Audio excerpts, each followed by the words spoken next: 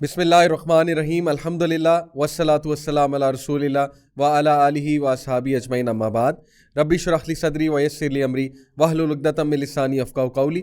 अस्सलामु अलैकुम व रहमतुल्लाहि व बरकातुहू। Welcome to this week's things that matter class. जैसा कि आपको पता है कि हर वीक मैं एक यूनिक टॉपिक लेकर आता हूँ इस क्लास में, और माशाल्लाह it's really great news for me कि ये क्लास आप सबको बेनिफिट कर रही है। ये क्लास पर्सनली मुझे भी बहुत बेनिफिट कर रही है। ये अल्लाह ताला का एहसान है, अल्लाह की तौफीक है कि we are discussing things that really matter in our life, और उससे हम सब की बहुत इस्लाह हो रही है। अल्लाह ताला हम सब को इस पे अमल करने की भी तौफीक अता फरमाए। तो जैसा कि आपको पता है कि लास्ट वीक मैंने एक बहुत ही ज़बरदस्त हदीस आप सबके साथ डिस्कस की थी, डू 5 थिंग्स बिफोर 5, ये इस हदीस का टाइटल था। और दैट हदीस was basically the crux of this series things that matter this class. आज जो टॉपिक हम डिस्कस करने वाले हैं, it is again so important, और ये चीज़ इतनी निगलेक्ट की जा रही है हमारी सोसाइटी में। इनफैक्ट हमारी एक प्रॉपर एजेंडा के साथ मैं कहूँगा, या एक प्रॉपर उसके साथ कह लें स्ट्रैटेजी के साथ हमारी जहन साजी की जा रही है टूवर्ड्स इग्नोरिंग दिस थिंग, और हमारी जहन साजी की जा रही है उस माइंडसेट की तरफ जो ज़ाहिर है एक वेस्टर्न माइंडसेट है, वेस्टर्न प्रिंसिपल्स पर मबनी है। और हमें ये बताया जा रहा है कि दीन और ये रिलीजन और ये मज़हब की बातें, मज़हब ने जो लिमिट्स लगाई हुई हैं, और ये जो हराम और हलाल, ये जो इस तरह की चीज़ें हैं, ये सारी नाउज़ बिल्लाह बोसीदा चीज़ें हैं। ये बोसीदा फ़लसफ़े हैं जो बहुत पुराने हो चुके हैं। मॉडर्न दौर है, 21वीं सदी है, साइंस का दौर है, मॉडर्निटी का दौर है। इंसान अब बहुत अक्लमंद हो चुका है। छोड़ो ये फ़लसफ़े, अब ये जो सोच आ रही है ना कि ये बोसीदा चीज़ें हैं और इंसान बहुत मॉडर्न हो चुका है, इंसान सुपरस्टिशन से निकल चुका है, और हम अभी तक सुपरस्टिशन में हैं, यानी मुसलमानों की तरफ इशारा है, प्रैक्टिसिंग मुस्लिम्स की तरफ इशारा है। ये नैरेटिव और ये जो बात है, ये ज़ाहिर है कि वेस्ट से आ रही है। लेकिन वेस्ट से क्यों आ रही है, उसकी बहुत बड़ी वजह है। वेस्ट में क्रिश्चियनिटी थी, इंडिया में हिंदुइज़्म है, चाइना में ज़ाहिर है बुद्धिज़्म है। तो ये सारे जो रिलीजन्स हैं, बुद्धिज़्म हो गया, हिंदुइज़्म हो गया, क्रिश्चियनिटी हो गया, जो काफ़ी इन्फ्लुएंशियल रिलीजन्स हैं, ज़ाहिर है इस्लाम के साथ ये भी इन्फ्लुएंशियल रिलीजन्स हैं दुनिया में। तो ये सारे जो रिलीजन्स हैं, इनमें बहुत ज़्यादा ऐसी चीज़ें हैं जो सुपरस्टिशन की बेस पे है, जो which honestly do not make sense to a common person. West को क्रिश्चियनिटी ने कोई प्रैक्टिकलिटी नहीं दी, चाहे वो पॉलिटिकल हो, चाहे वो इकोनॉमिक रल्म में हो, चाहे वो सोशल रल्म में हो। प्रैक्टिकलिटी बहुत कम है, बल्कि है ही नहीं। वेस्ट को क्रिश्चियनिटी की वजह से बहुत सफ़र करना पड़ा है, जिसकी वजह से पूरा उनका एक फ़िरका निकला प्रोटेस्टेंट्स का, कि चर्च ने बहुत मुजालिम ढाए हैं, चर्च ने सारी अथॉरिटी अपने हाथ में ले ली है, और चर्च ने फ्री इंक्वायरी को बैन कर दिया है। चर्च ने जो है ज़ाहिर है साइंस को बैन कर दिया है। हर वो चीज़ जो बाइबल के ख़िलाफ़ जाती है, साइंटिफिक प्रोग्रेस उनकी या साइंटिफिक डिस्कवरी, तो पादरी या प्रीस्ट जो है उसको स्नब करते हैं। ये एक पूरी तारीख है वेस्ट की कि वेस्ट लिबरलिज्म और वेस्ट सेकुलरिज्म की तरफ क्यों गया। अब मसला ये है कि हमारे जो लिबरल मुसलमान कहूँगा, या सो कॉल्ड मॉडर्न हमारे जो लोग हैं, जो सो कॉल्ड मॉडर्न मैंने इसलिए कहा because unfortunately they do not quite understand the true definition of being modern. वो यही नैरेटिव उठाते हैं वेस्ट का, ये उठा के हमारी सोसाइटी पे भी लगाते हैं, और दीन इस्लाम को भी उसी लेंस से देखते हैं जिस लेंस से वेस्ट ने क्रिश्चियनिटी को देखा, जिस लेंस से इंडिया ने हिंदुइज़्म को देखा, जिस लेंस से बाकी कंट्रीज़ ने अपने अपने रिलीजन्स को देखा। मसला ये है कि इस्लाम तो पढ़ा ही नहीं ना कभी। या तो चले इस्लाम आपने पढ़ा है, या तो इस्लाम को चैलेंज करने के बारे में कोई बहुत ठोस एकेडमिक बातें आपके पास हैं, rather than mocking and sarcasm. Because the way I see it, कि यहाँ हमारे माशरे में जितना मैंने इंटरेक्शन किया है हमारे उस तबके के साथ जो दीन को बोसीदा समझता है, जो दीन को इम्प्रैक्टिकल समझता है, जितना मैंने उनके साथ कन्वर्सेशन की है, टू बी ऑनेस्ट उन्होंने दीन कभी पढ़ा ही नहीं। और अगर उन्होंने पढ़ा है तो वो किन किताबों से पढ़ा है, डायरेक्ट खुद नहीं पढ़ा है, वो उन किताबों से पढ़ा है जो दीन के ख़िलाफ़ लिखी गई हैं। तो ये कौन सा पढ़ना हुआ, ये कौन सी इंटेलेक्चुअल ऑनेस्टी है। और अगली बात ये कि ज़ाहिर है कि जितनी मैंने उनसे डिस्कशंस की हैं, मैं इस नतीजे पहुँचा हूँ कि उनका ज़्यादा मसला इमोशनल है रादर दैन इंटेलेक्चुअल। तो एग्रेसिवली उस नैरेटिव को प्रमोट करना जो नैरेटिव यानी वेस्ट के लिए है, और वेस्ट की एक पूरी रीज़न है सेकुलरिज्म लिबरलिज्म की तरफ जाने की। इस्लाम तो उनके पास था ही नहीं, कभी वेस्ट में इस्लाम इम्प्लीमेंट हुआ ही नहीं, इस्लाम की प्रैक्टिकलिटी तो कभी उन्होंने देखी ही नहीं, इस्लाम के प्रिंसिपल से तो वाकिफ़ ही नहीं है क्योंकि इस्लामिक सोसाइटी कभी वहाँ नहीं बनी। तो वो अपनी तरफ से ठीक गए, क्योंकि क्रिश्चियनिटी, मैंने आपको बार बार क्रिश्चियनिटी की तरफ रेफ़र कर रहा हूँ क्योंकि ये जो इस वक्त करंट मॉडर्न फ़िलासफ़ीज़ जो हम पे भी थोपी जा रही हैं, उनमें से बहुत बड़ी फ़िलासफ़ी लिबरलिज़म की फ़िलासफ़ी है। और लिबरलिज़म पूरी एक फ़िलासफ़ी है, ह्यूमनिज़म पूरी एक फ़िलासफ़ी है। ये आप लोग कभी सर्च कीजिएगा कि लिबरलिज़म के क्या टूल्स हैं, लिबरलिज़म के क्या पिलर्स हैं, और ह्यूमनिज़म क्या फ़िलासफ़ी है।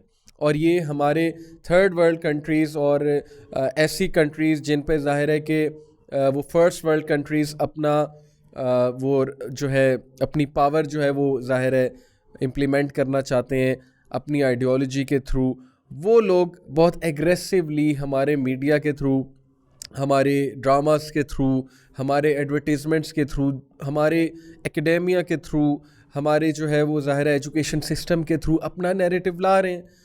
और वो इसलिए ला रहे हैं क्योंकि वो पावर में है, सीधी सी बात है। अब हम उन्हें क्या ब्लेम करें, जो पावर में है वो अपना नैरेटिव लेकर आएगा, this is the law, this is the rule. लेकिन अफसोस इस बात पे होता है कि हमारे जो मुसलमान हैं और हमारे जो स्टूडेंट्स हैं वो इतना ज़्यादा मरऊब हो चुके हैं, वो इतना ज़्यादा रोब में आ चुके हैं, इतनी औ में आ चुके हैं वेस्टर्न फ़िलासफ़र्स के, वेस्टर्न एकेडेमिया के, कि अगर कोई उनका अपना बंदा पाकिस्तानी कोई बात करेगा, चाहे वो दलील के साथ करे, चाहे वो बहुत अच्छे आर्गूमेंट दे, तो वो उसको शायद नलीफाई भी करेंगे, नेगेट भी करेंगे, टॉन्ट भी करेंगे, मॉक भी करेंगे, सार्केज़म की तरफ भी आएंगे। और मैंने जैसे आपको पहले बताया कि जितने लोगों से मैंने बात की है, इस ख़ास तबके से जो दीन का ज़ाहिर है दीन को बोसीदा समझते हैं, और हमें ये बताया जा रहा है जी कि दीन के पास कोई सलूशन नहीं है, वो लोग ज़्यादातर दीन को किस अप्रोच से देखते हैं? मॉकिंग अप्रोच से। They will mock religion, they will bring you such things जो अल्लाह ताला ने मुतशाबिहात कहलाई हैं। कुरान पाक में अल्लाह ने कहा ना मुतशाबिहात हैं, कुरान में कुछ कुछ मुहकमात हैं। वो मुतशाबिहात लेकर आएंगे, आपको क्वेश्चन करेंगे, अच्छा तुम्हारा दीन अगर इतना प्रैक्टिकल है तो ये क्या लिखा हुआ है तुम्हारे दीन में, अब इसको आंसर करो। अब बात यह है कि ये अप्रोच ही एरोगेंट है। Just because something is not proven, the absence of proof does not mean that कि वो चीज़ एग्जिस्ट नहीं करती है। साइंस कितना प्रूव कर सकता है चीज़ों को? साइंस तो अभी जो है वो ब्लैक होल्स तक पहुंचा है, अभी वार्म होल्स की और पोर्टल्स की पूरी एक थ्योरी है, लेकिन वो प्रूव नहीं हुए। डार्क एनर्जी, डार्क मैटर, उसकी एक थ्योरी है। कितनी चीज़ों की अभी थ्योरी आई है और साइंस अभी पहुंच रहा है, science is trying to catch up. तो ये एरोगेंस है कि हर चीज़ को साइंस की नज़र से देखना और नेगेट कर देना कि चूँकि साइंटिफिक प्रूफ नहीं है तो हम नहीं मानते, चूँकि बात बहुत एब्सर्ड है उसको मॉक करने लग जाना। तो ये approach in it self arrogant है।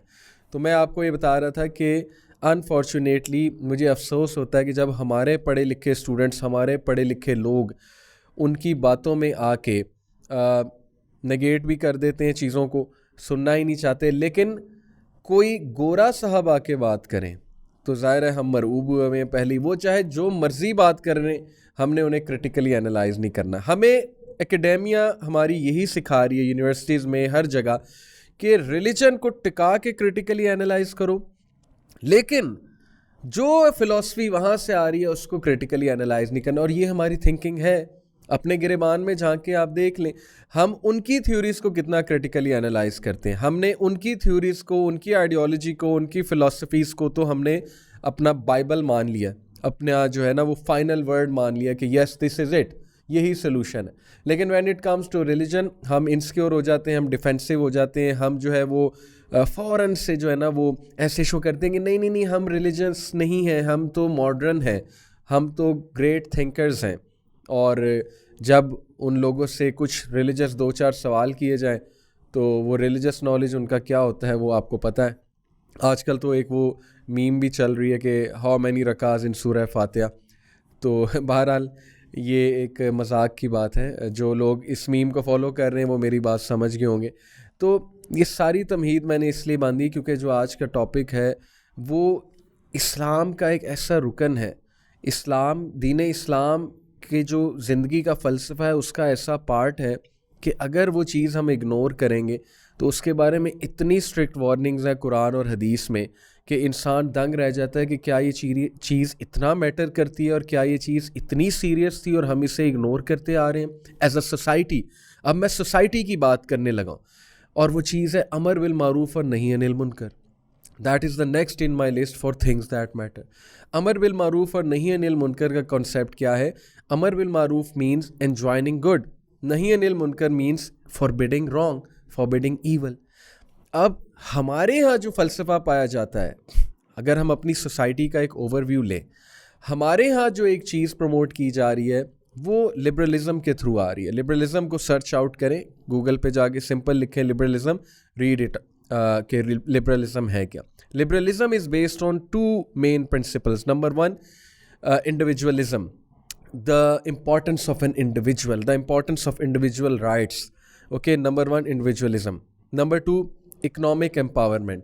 ये आप सर्च कर सकते हैं, ये फ़िलासफ़ी है कि, और फ्रेंच रेवोल्यूशन के बाद बेसिकली लिबरलिज़म की फ़िलासफ़ी आई है। मैंने आपको बताया ना, वो चर्च से तंग थे, क्रिश्चियनिटी से तंग थे, प्रीस्ट से तंग थे। ज़ाहिर है किंग जो था वो अपने रूल को, अपने डिक्टेटरशिप को सैंक्शन कर देता था रिलीजन के थ्रू कि मैं तो डिवाइन हूँ, चोज़न बाय क्राइस्ट हूँ, तो लोग ताकि मुझे क्वेश्चन ना करें। इसकी बहुत एक लंबी चौड़ी हिस्ट्री है कि वेस्ट क्यों सेकुलरिज्म लिबरलिज्म की तरफ गया। बहरहाल, इंडिविजुअलिज्म क्या है? इंडिविजुअलिज्म ये फ़िलासफ़ी है जिसमें कुछ अच्छी चीज़ें भी हैं। अगर आप पढ़ेंगे यू विल सी कि यस, ये तो अच्छी बात है, इंडिविजुअल राइट्स तो होने चाहिए, freedom of speech, freedom of thought, हर किसी को जीने का हक है। ये बातें तो सुनने में अच्छी लगती हैं, लेकिन असल में जो प्रॉब्लमेटिक बात वहाँ पे आती है इंडिविजुअलिज्म में, वो ये आती है कि जब आप ये कहते हैं, देखें दो तरह की सोसाइटी ना, इंडिविजुअलिस्टिक सोसाइटी और कलेक्टिविस्ट सोसाइटी, दोनों का कंपैरिजन भी आप पढ़ सकते हैं इंटरनेट पे जाके कि कलेक्टिविस्ट सोसाइटी क्या होती है, इंडिविजुअलिस्टिक सोसाइटी क्या होती हैं। कलेक्टिविस्ट सोसाइटीज़ जो हैं वो एक दूसरे पे डिपेंड करते हैं, लोग एक दूसरे की हेल्प करते हैं, कोलैबोरेट करते हैं।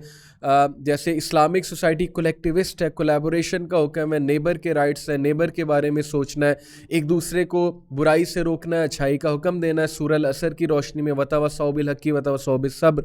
जबकि individualistic society only focus on an individual, के सेल्फ लव प्रमोट किया जाता है, सेल्फ के बारे में बात की जाती है, बहुत ज़्यादा extreme form of self awareness के बारे में बात की जाती है।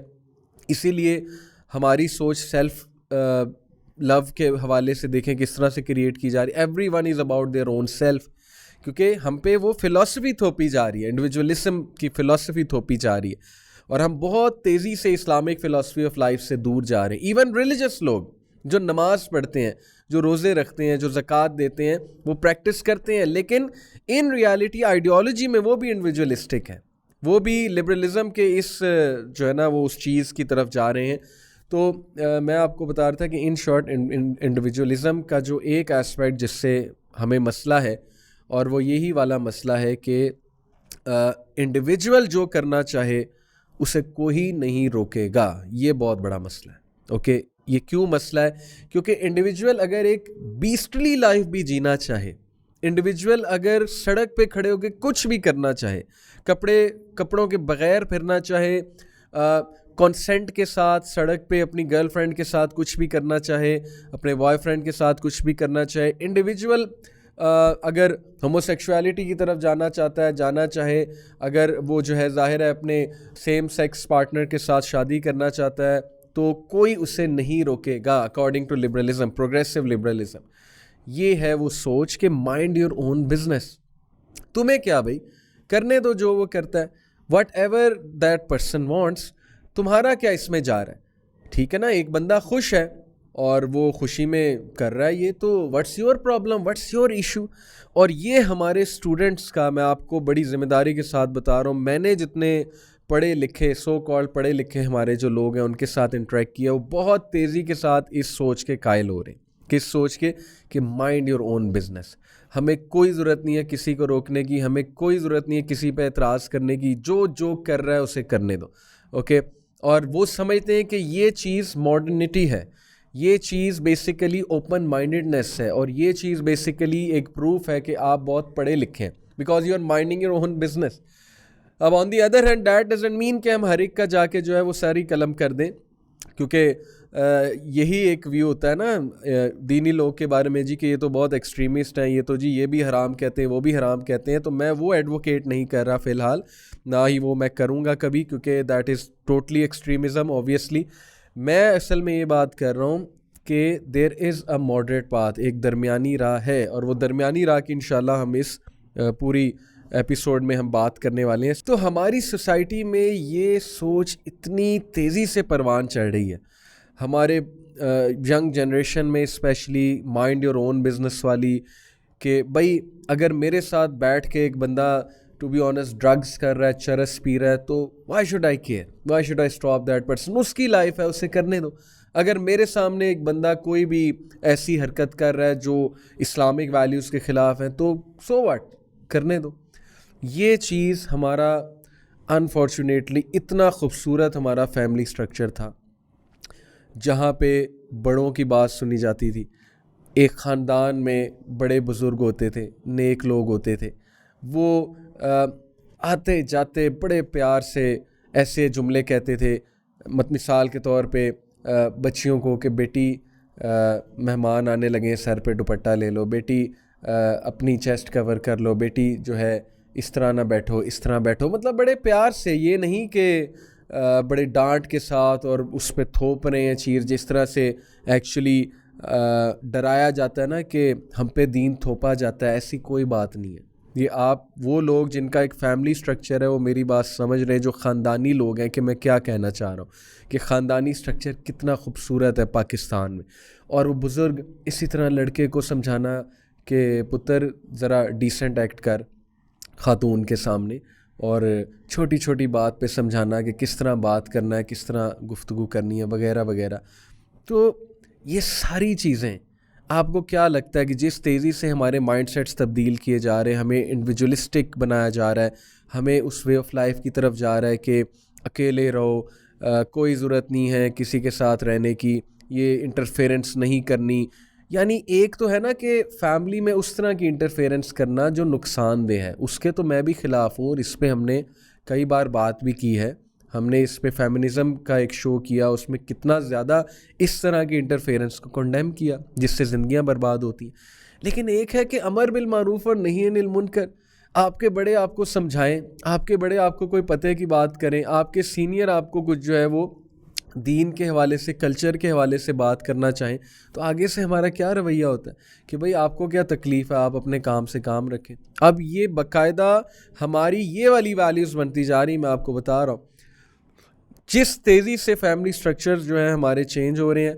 और बहुत मुझे दुख होता है कि अब पता नहीं वो वाले बुज़ुर्ग ये बच्चे देख पाएंगे कि नहीं देख पाएंगे, जो बुज़ुर्ग हमने अपनी फैमिलीज़ में देखे, जो नज़र रखने वाले थे, जो हमें डिट्रैक ना, हम थोड़ा सा डिट्रैक होते थे समझा देते थे, प्यार से थपकी दे देते थे, प्यार से एक नसीहत कर देते थे। पता नहीं अब इस जनरेशन का क्या बनने वाला है। they think that they are all self-sufficient, they think that they can do anything, they can take any decision, they can do whatever they want। तो ये बहुत मुझे एक दुख से कहना पड़ रहा है कि हमारे लोगों की और हम सब की सोच बड़ी तेज़ी से तब्दील हो रही है इस एस्पेक्ट के हवाले से, और इस पे बात होनी चाहिए। तो बहरहाल देखें, लिबरलिज़म जो है वो हर उस चीज़ को एक सोशल कंस्ट्रेंट समझता है जो उनके नज़दीक इंसान की इंडिविजुअल लिबर्टी में हायल या कह लें कि रुकावट हो। मिसाल के तौर पे इंडिविजुअल जो है उसकी लिबर्टी से मेरी यहाँ पे मुराद है कि whatever that individual wants to do.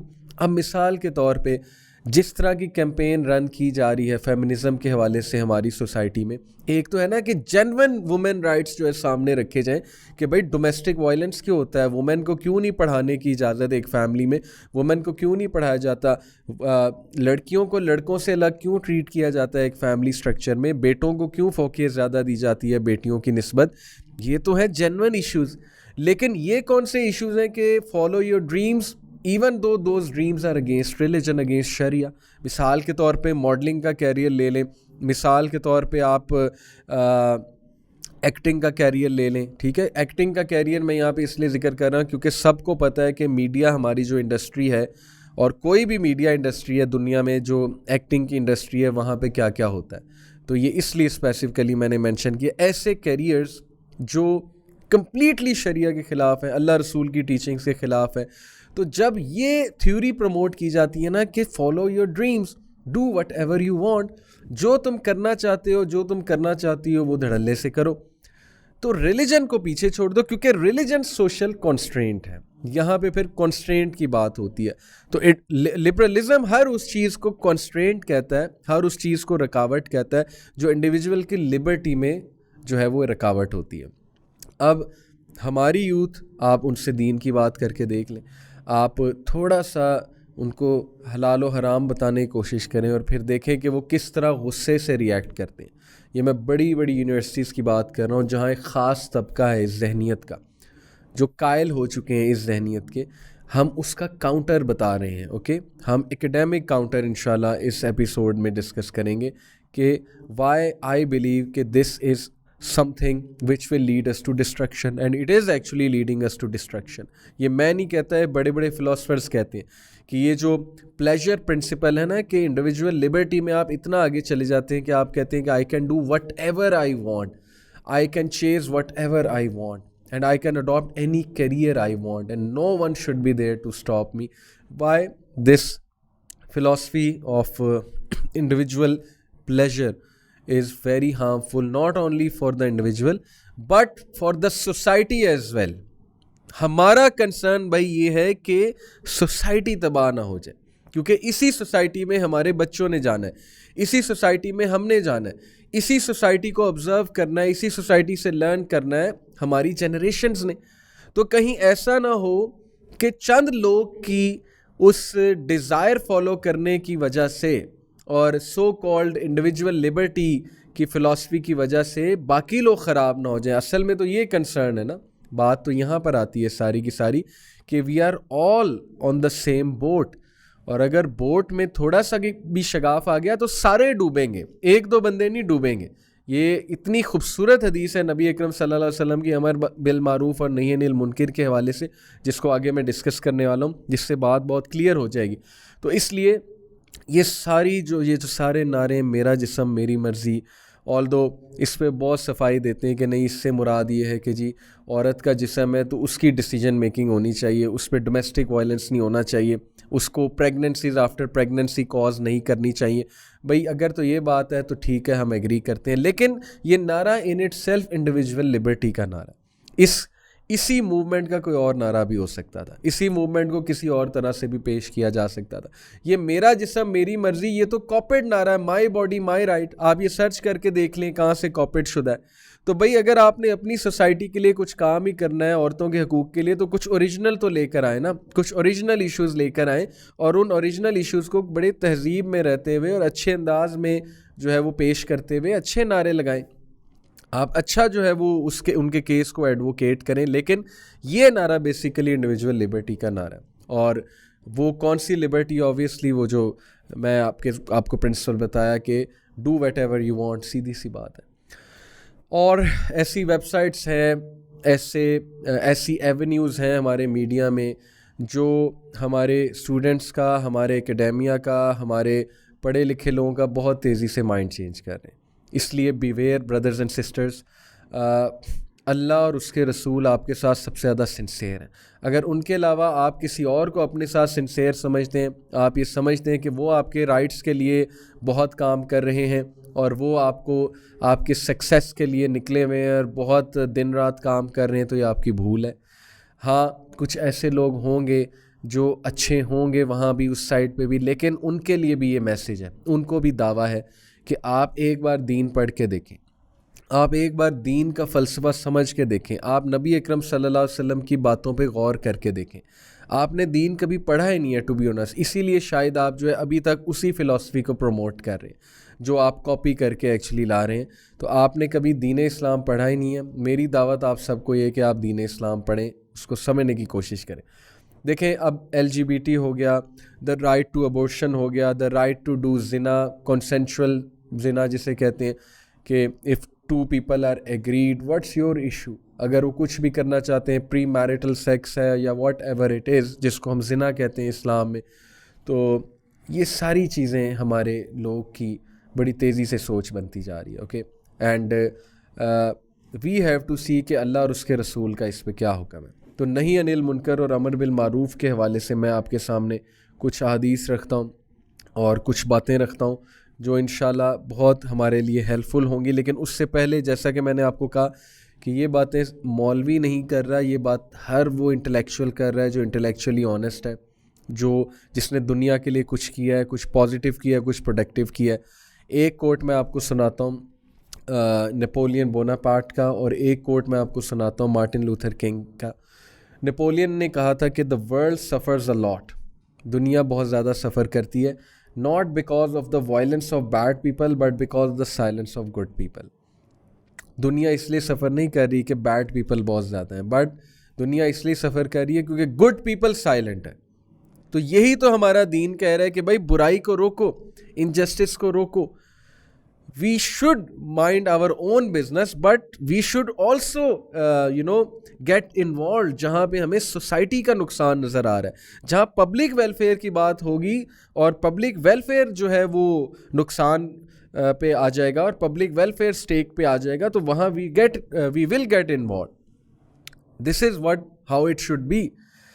हमें कोई मसला नहीं है भाई, अगर आपने अपना पैथ चूज़ कर ही लिया है, अगर आप रिजेक्ट करना चाहते हो अल्लाह रसूल की टीचिंग्स को, if you don't like them and you have like something else, you have all the right to practise. लेकिन जब आपकी वजह से पब्लिक वेलफेयर को नुकसान होगा, जब आपकी वजह से हमारी जनरेशन जो है उनके गुमराही की तरफ जाने का चांस होगा, तो you will be counted, you will be given the counter narrative. Obviously we will speak against it, we will have to see to it कि हम कैसे इसको रोक सकते हैं, इंटेलेक्चुअली कैसे रोक सकते हैं, एकेडमिकली इस पे कैसे हम बात कर सकते हैं। हम काउंटर तो देंगे डेफिनेटली, और यही हमारे दीन का फ़लसफ़ा है कि प्रॉफिट सल्लल्लाहु अलैहि वसल्लम ने कहा कि जब तुम किसी बुराई को देखो तो नंबर 1 उससे अपने हाथ से रोको। हाथ से नहीं रोक सकते, अपनी ज़बान से रोको। ज़बान से नहीं रोक सकते, अपने दिल में बुरा जानो, and that is the weakest of faith. अगर तुम दिल से भी नहीं बुरा समझ रहे किसी चीज़ को और तुम इन्वॉल्व हो गए उसमें और उसका पार्ट बन गए हो और तुम उसको प्रोपेगेट कर रहे हो और तुम उसको जो है वो एंडोर्स कर रहे हो, तो you have actually abandoned the teachings of Islam. सीधी सी बात है, you have actually fallen below that standard of faith. वो जो फेथ का एक स्टैंडर्ड है, जो मिनिमम स्टैंडर्ड है, कि क्या तुम्हारे दिल में राई के दाने बराबर भी ईमान नहीं रहा, कि तुम जो है वो इतना भी नहीं कर रहे कि तुम दिल में उस चीज़ को बुरा जानो। ये हमारी टीचिंग्स है, हमारे दीन की टीचिंग्स है, और ये सोसाइटी के लिए फ़ायदेमंद है। तो नेपोलियन का जो मैंने आपको कोट बताया है कि दुनिया अच्छे लोग की खामोशी की वजह से बर्बाद होगी। बुराई हमेशा एग्जिस्ट करेगी दुनिया में, और बुराई एग्जिस्ट करती आई है, लेकिन it is all up to the good people कि how they respond to the challenges and to the evil and what they do in all this time. Otherwise generations बर्बाद हो जाएंगी। ये मैं आपको एक और कोट बताता हूँ। ये कोट है जी मार्टिन लूथर किंग जूनियर का। He said, the ultimate tragedy is not the oppression and cruelty by the bad people, but the silence over that by the good people. The ultimate tragedy is not oppression and cruelty. Cruelty और oppression ultimate tragedy नहीं है, बल्कि ultimate tragedy ये है कि जब कुछ लोग oppression होते देखें, cruelty होते देखें और उस पर खामोश रह जाएं। ये है बेसिकली tragedy बहुत बड़ी। और हमारा क्या स्टैंडर्ड है हमारे उस तबके का जो अपने आप को मॉडर्न कहते हैं, वो क्लेम करते हैं कि हम ह्यूमन राइट्स के चैम्पियंस हैं, वो क्लेम करते हैं कि हम लोगों के हकूक़ पे बात करते हैं, हम लोगों के फ़ायदे के लिए बात करते हैं। उनकी खामोशी मुसलमानों के इश्यूज़ पे वो आपके सामने है, ऑपरेशन के इश्यूज़ पे, पैलेस्टाइन के इशू पे, सीरिया के इशू पे, एवरीथिंग रिलेटेड टू मुस्लिम्स, उनकी खामोशी आपके सामने है। और वो ह्यूमन राइट्स के चैम्पियंस कहलाते हैं, अपने आप को ह्यूमन राइट्स का चैम्पियन कहते हैं। मदारिस में सुसाइड अटैक्स हुए, मदारिस में बॉम्ब ब्लास्ट हुए, एक भी स्टेटमेंट नहीं आई, एक भी स्टेटमेंट नहीं आई कि हमें बहुत दुख हुआ है, इंसानी जान का नुकसान हुआ है, तो क्या आपके लिए मदारिस के लोग इंसान नहीं हैं? क्या आपके लिए दाढ़ी वाला इंसान नहीं है? क्या आपके लिए जो बंदा टखनों से ऊपर शलवार करता है वो इंसान नहीं है? क्या आपके लिए बुर्खा करने वाली इंसान नहीं है? क्या उसके कोई राइट्स नहीं है? वो ह्यूमन बीइंग नहीं है, उसके ह्यूमन राइट्स नहीं है? ये है वो तलख सवाल जिनका आंसर आप तलाश करें और आप हक़ को पा जाएंगे, आप पहुंच जाएंगे उस तक कि असल में बात क्या है। तो बात वही है कि ऑपरेशन पे ख़ामोश रहना, क्रूअलिटी पे ख़ामोश रहना और अपनी चोज़न चीज़ों पे सिर्फ जो है वो उसको प्रमोट करना, उसकी कैंपेन चलाना। मेरी रिक्वेस्ट है नौजवानों से जो ये बात सुन रहे हैं कि don't fall into the hands of those which are simply taking advantage of you. मैं नाम नहीं लूँगा, ना मुझे एग्जैक्ट पता है कि वो कौन लोग हैं, लेकिन there are always some people. ये आपने ख़ुद ट्रैक आउट करना है कि अगर हम किसी के साथ चल रहे हैं तो वो शख्स का या जो भी वो इंसान है उसका मकसद क्या है और वो हमें किस तरफ ले जा रहा है या ले जा रही है, और क्या वो वाकई हमारे साथ सिंसेयर हैं, क्या वो वाकई जेन्युइनली हमारे इश्यूज़ में इंटरेस्टेड हैं। ये कुछ क्वेश्चन हैं जो आपने ख़ुद थिंक ओवर करने। और I am sure you will reach this conclusion कि अल्लाह रसूल के अलावा कोई भी आज के दौर में ख़ुसूसन सिंसेयर नहीं है। इसलिए जो बातें मैं यहाँ पे करने वाला हूँ वो सुनने में तलख लग सकती हैं, बट अल्टीमेटली वही सलूशन है, अल्टीमेटली वही असल बात है। और वो बात क्या है मैं आपके सामने, इससे पहले कि हदीस की तरफ आऊँ, विल ड्यूरेंट का भी एक कोट सुनाना चाहूँगा। विल ड्यूरेंट एक अमेरिकन फ़िलासफ़र हैं, हाईली रिस्पेक्टेड हैं एकेडेमिया में। उनका कोट है, so I should say that civilizations begin with religion and stoicism. Stoicism, stoic, ये सर्च करें आप, STOIC, एंड स्टोइसिज्म STOICISM। ये ग्रीक स्कूल ऑफ थॉट है एक डिसिप्लिन का, और जाहिर है कि it is a school of thought of controlling desires. उसने कहा कि सिविलाइजेशंस स्टार्ट होती हैं रिलीजन से एंड स्टोइसिज्म से, and they and with scepticism and unbelief. और रिलीजन्स एंड और सिविलाइजेशंस एंड होती हैं, तबाह होती हैं, जब स्केप्टिसिज्म डेवलप होता है, अनबिलीफ डेवलप होता है और प्लेजर प्रिंसिपल की तरफ आती हैं civilization, and the undisciplined pursuit of individual pleasure. Civilizations कब बर्बाद होती हैं? जब एक अनडिसिप्लिन्ड परस्यूट होता है इंडिविजुअल प्लेजर का। क्या आप अपनी तहजीब को, क्या आप अपने घराने को, क्या आप अपनी लाइफ को तबाह करना चाहते हैं? अगर तो करना चाहते हैं तो बस फिर ठीक है, फिर इसी फ़लसफ़े पे चलें। इंडिविजुअल लिबर्टी, कौन सी वाली लिबर्टी हो मैं शुरू में एक्सप्लेन कर चुका हूँ। अगर आप तबाही चाहते हैं तो फिर बस ठीक है, इस फ़लसफ़े पे चल कर देख लें कि I can do whatever I want and no one should dare stop me and no one can tell me anything.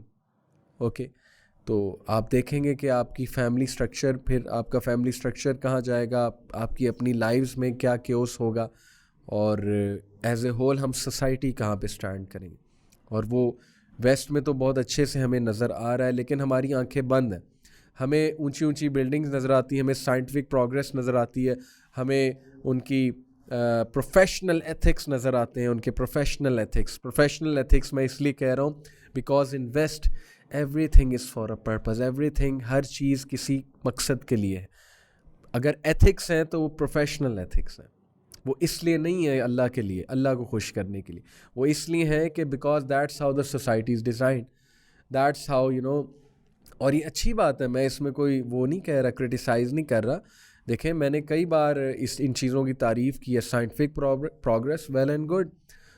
Psychology में, सोशोलॉजी में प्रोग्रेस, वेल एंड गुड। बहुत सी इन्वेंशंस की, गुड। मटीरियल प्रोग्रेस की, good. लेकिन why are you turning a blind eye to the social problems over there? Why are you turning a blind eye to what's happening over there? कभी social issues तो उठा कर देखें waste के, आपको पता लग जाएगा कि उनकी सोसाइटी भी कितना सफ़र कर रही है इस वक्त। और वहाँ पे सुसाइड्स और डिप्रेशन और साइकोलॉजिकल डिसऑर्डर्स, डिवोर्स और क्या क्या प्रेवलेंट नहीं है वहाँ पे। डोमेस्टिक वायलेंस वहाँ पे प्रेवलेंट नहीं है, वहाँ के अपने इश्यूज़ हैं। तो हमारा मैसेज यूनिवर्सल है, कुरान का मैसेज यूनिवर्सल है, अल्लाह रसूल का मैसेज यूनिवर्सल है। और वो यूनिवर्सल मैसेज ये कि अगर तुम इंडिविजुअल प्लेजर को परसू करोगे, और अगर तुम एज ए सोसाइटी अमर बिल मारूफ और नहीं अनिल मुनकर नहीं करोगे, तो फिर तुम बहुत दूर चले जाओगे, तबाही की तरफ चले जाओगे, और वो हम देख रहे हैं, नज़र आ रहा है। तो मूविंग ऑन क्विकली मैं आपको कुछ हदीस बताता हूँ in order to tell the importance of अमर बिल मारूफ एंड नही अनिल मुनकर। सबसे पहले तो अल्लाह ताला ने सूरह आल इमरान में कहा, chapter 3 verse 104, let there arise from you a nation inviting to good, enjoining what is right and forbidding what is wrong, and those will be successful। बाकायदा हुक्म है ये मुसलमान को, अमर बिल मारूफ करो, नहीं अनिल मुनकर करो, बुराई को देखो, उसे रोको, अच्छाई का हुक्म दो। This is how society is build, this is how people become successful. Then फिर एक आयत है सूरह आल इमरान की चैप्टर 3 वर्स 110, अल्लाह ताला कहते हैं, कुंतुम खैरा उम्मतिन उखरिजत लिन्नास तामुरूना बिल मारूफी व तनहूना अनिल मुनकर व तुमिनूना बिल्लाह, you are the best people evolve for mankind because you enjoy what is good and forbid what is wrong and you believe in Allah. हमारा बेस्ट होना किस लिए है? क्योंकि हम इंजॉय करते हैं गुड को और फॉरबिड करते हैं रॉन्ग को। This makes us the best of generations. When Allah is calling someone best of generation, then they must be best of generation। लेकिन क्या हम ये कर रहे हैं? क्या हमने अमर बिल मारूफ और नही अनिल मुनकर जो है कहीं हम उससे फिर तो नहीं गए? ये एक बहुत बड़ा बिग क्वेश्चन है। और फिर कुरान में कई ऐसी आयत हैं, जैसे सूरह तौबा की चैप्टर नंबर 9 वर्स 71 में अल्लाह कहते हैं, the believing man and believing women are allies of one another, they enjoin what is right and forbid what is wrong, and they establish prayer and give charity and obey Allah and his messenger, Allah will have mercy upon them। ये chapter 9 verse 71 है कि मोमिन मर्द और औरतें वो एक दूसरे के एलाइज हैं। एलाइज से मुराद है हेल्पर्स हैं। they enjoin what is good, they forbid what is wrong। अके नहीं अनिल मुनकर और अमर बिल मारूफ का कॉन्सेप्ट आया है कि जब तुम अपने भाई को, अपनी बहन को कुछ बुरा काम करते देखो तो उसको रोको, उसको समझाओ। लेकिन ये रोकना और ये समझाना, इसका एक तरीका है, और वो तरीका क्या है मैं क्विकली आपको बताता हूँ कि स्कॉलर्स के नज़दीक जब भी आपने अमर बिल मारूफ और नहीं अनिल मुनकर करना है तो उसकी 3 कंडीशन है कि that should be done based on knowledge, number 2 based on gentleness, number 3 based on patience.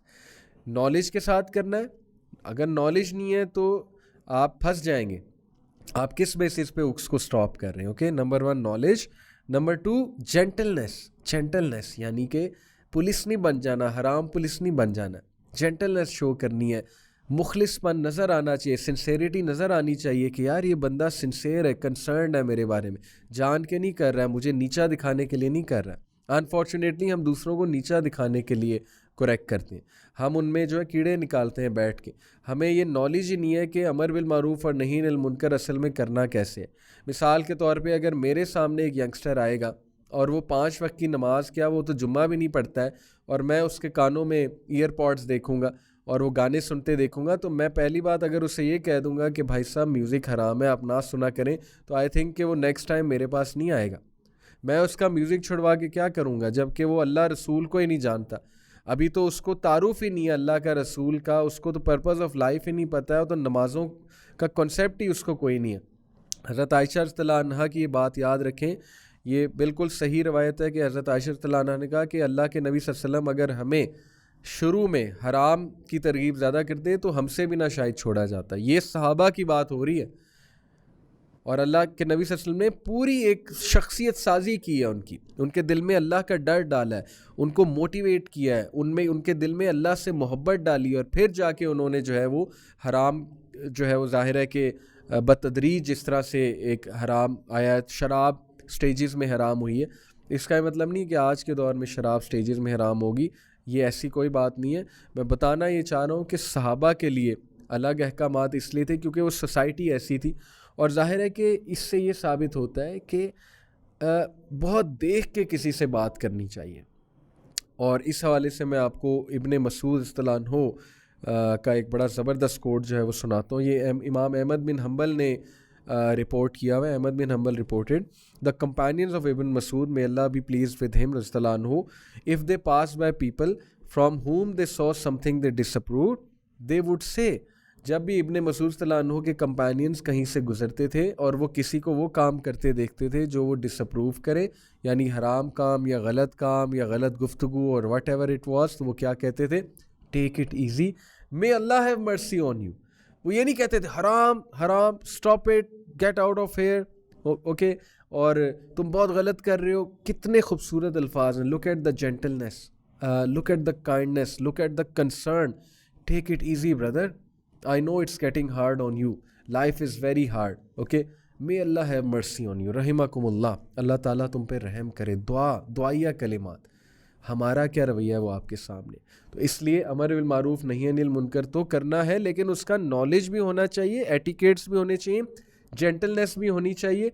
और तीसरी चीज़ मैंने जो आपको बताई थी, नंबर 1 नॉलेज के साथ करना है, नंबर 2 जेंटलनेस के साथ करना है, नंबर 3 पेशेंस के साथ करना है. नॉलेज ज़रूरी इसलिए क्योंकि अमर बिल मारूफ और नही अनिल मुनकर का अगर आपको नॉलेज नहीं होगा एक मैटर का, आप समझाएंगे क्या अगले को.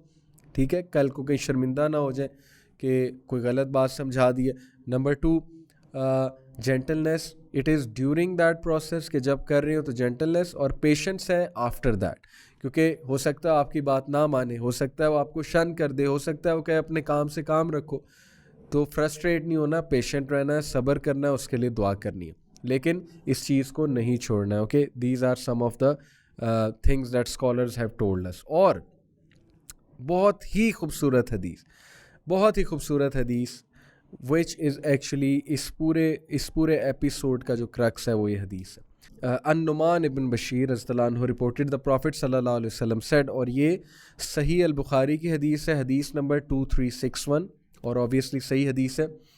The parable of the one who observes the limits prescribed by Allah and the one who transgresses them is the likeness of a people who board a ship after casting lots. उन लोग की मिसाल जो अल्लाह ताला के अहकामात पे अमल करते हैं, और उन लोगों की मिसाल जो अल्लाह ताला के अहकामात को ट्रांसग्रेस करते हैं, लिमिट्स को क्रॉस करते हैं, उन लोग की मिसल है जिन्होंने एक शिप पर बोर्ड किया. They are all on a ship. Some of them are in its lower deck, इनमें से कुछ लोअर डेक में, and others are in its upper deck, इनमें से कुछ अपर डेक में. Those in the lower deck when they need water go to the upper deck and say, lower deck वाले जब उन्हें पानी की ज़रूरत होती है तो वो ऊपर वाले डेक में जाते हैं और कहते हैं, if we make a hole in the bottom of the ship we will not harm you. सुबहान अल्लाह. Check out the example given by रसूलुल्लाह सल्लल्लाहु अलैहि वसल्लम कि अगर हम नीचे शिप में एक होल क्रिएट कर लें तो तुम्हें तो कोई हार्म नहीं होगा ना, हम तुम्हें हार्म नहीं कर रहे, हम बस नीचे एक होल क्रिएट कर रहे हैं, हमें पानी चाहिए. If those in the upper deck leave them to carry out their plan, they will all be drowned. But if they stop them, they will all be safe. क्या बात है. अगर ये बात भी किसी को समझ नहीं आई, अभी भी समझ नहीं आई, तो फिर उसकी अकल का क्या मामला है. अल्लाह ताला हम सब पे रहम फरमाए. अल्लाह के नबी सल्लल्लाहु अलैहि वसल्लम ने इतनी जामे मिसाल पेश की है कि तुम सब एक कश्ती के मुसाफिर हो, एक शिप के मुसाफिर हो. अब नीचे वाली जो डेक है उसके लोग अगर ये कहें जी कि हमें पानी चाहिए, इसलिए हम एक होल क्रिएट करने लगे, लेकिन तुम्हें कोई हार्म नहीं होगा, हम कौन सा तुम्हारे पार्ट में होल क्रिएट कर रहे हैं, हम तो अपने पार्ट में होल क्रिएट कर रहे हैं, हम तो तुम्हें कुछ कह भी नहीं रहे. लेकिन अगर ऊपर वाले मान लेंगे और कहेंगे हाँ हाँ करो, हमें कौन सा तुम हार्म कर रहे हो, तो सारे डूब जाएंगे, शिप ड्राउन हो जाएगा. और अगर ऊपर वाले रोक देंगे तो सारे बच जाएंगे. ये है फ़लसफ़ा अमर बिल मारूफ और नही अनिल मुनकर का. हम क्यों रोकते हैं किसी को बुराई से? क्योंकि हम सब मारे जाएंगे. अल्लाह के बंदों, तुम्हारी हरकतों की वजह से कुछ तो मतलब एक सोशल रिस्पॉन्सिबिलिटी होती है ना.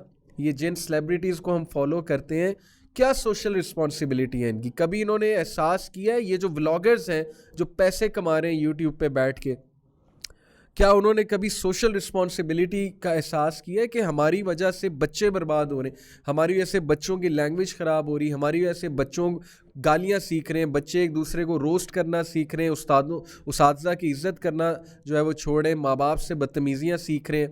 क्या उन्होंने कभी सोशल रिस्पॉन्सिबिलिटी का एहसास किया है? सब की तबाही है भाई, सीधी सी बात है. आपकी वजह से बाकी भी मारे जाएंगे, तो हम क्यों आप पे बात ना करें, हम क्यों आपको काउंटर ना दें, हम क्यों आपको ना समझाएं, हम क्यों आपको सिंसेरिटी से ना रोकें ताकि ये शिप हमारा डाउन ना हो जाए, हमारी पूरी सोसाइटी डाउन ना हो जाए. आप LGBT को सपोर्ट करना चाहते हैं, करें, बंद कमरे में जाके करें. आप LGBT खुद करना चाहते हैं, अगर आपको लगता है कि वो चीज़ ठीक है, भाई इस तरह से ना करें कि हमारे भी बच्चे कल को बर्बाद हों. आपने हराम चूज़ कर लिया है तो सो बी इट. लेकिन जब आप सोसाइटी में आएंगे, जब आप एडवोकेट करेंगे किसी भी ऐसी चीज़ को which according to religion, according to वही तबाहकुन चीज़ है, तो आपको रोका जाएगा, आपको काउंटर किया जाएगा, आपके बारे में बात की जाएगी. कल को हमने अपनी जनरेशन्स को बचाना है बिकॉज वी बिलीव कि उसके बहुत ज़्यादा हार्म्स हैं. सीधी सी बात है.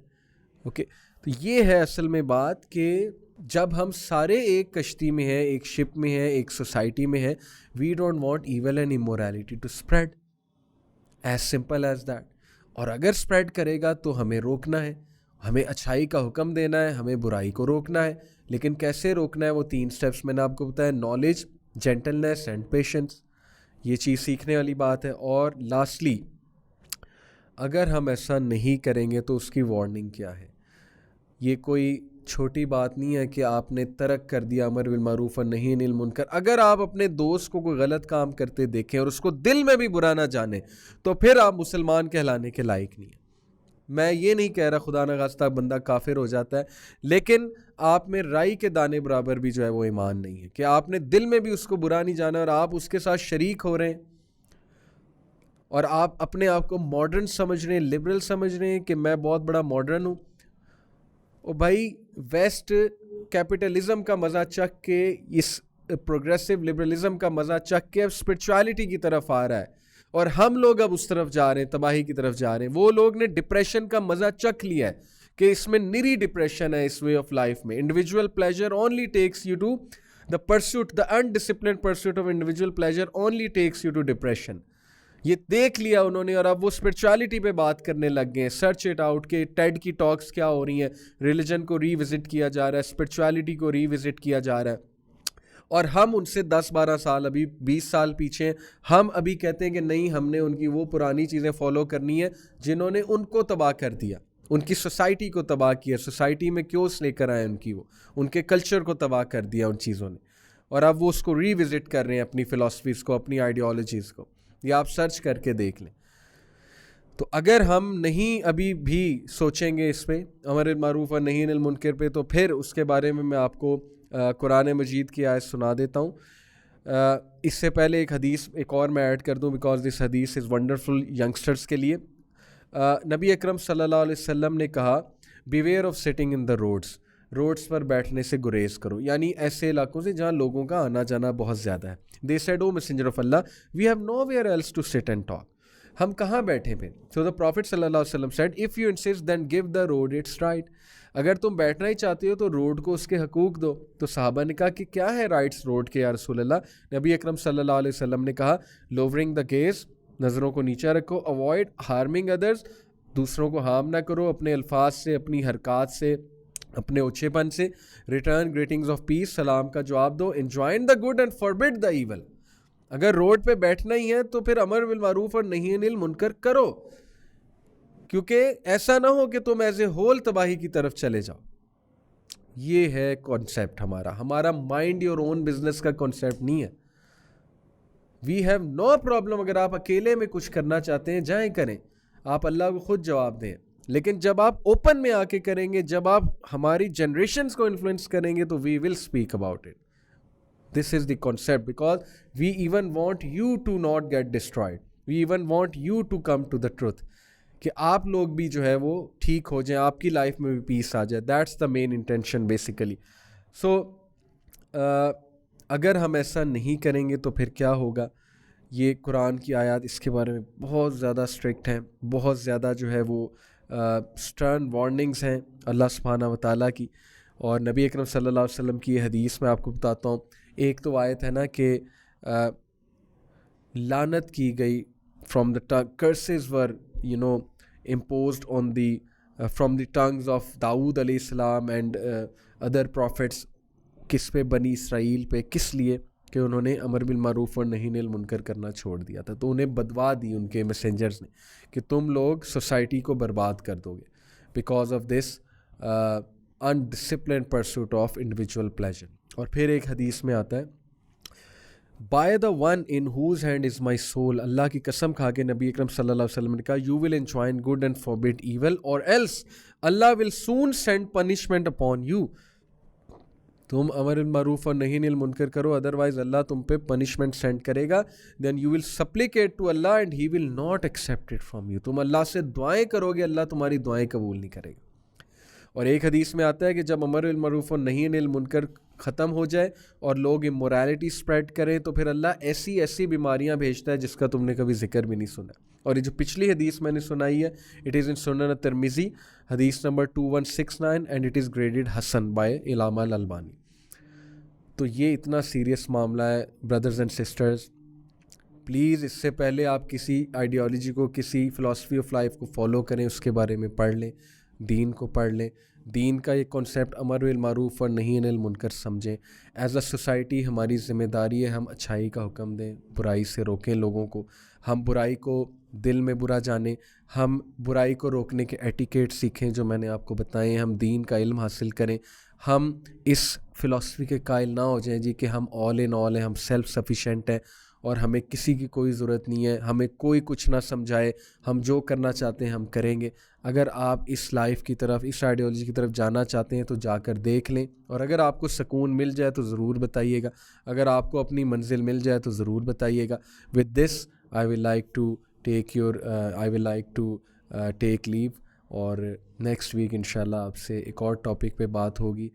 Take care of yourselves and take care of things that actually matter in life. Barakallah, Jazakallah khair for listening. Assalamu alaikum wa rahmatullahi wa barakatuh.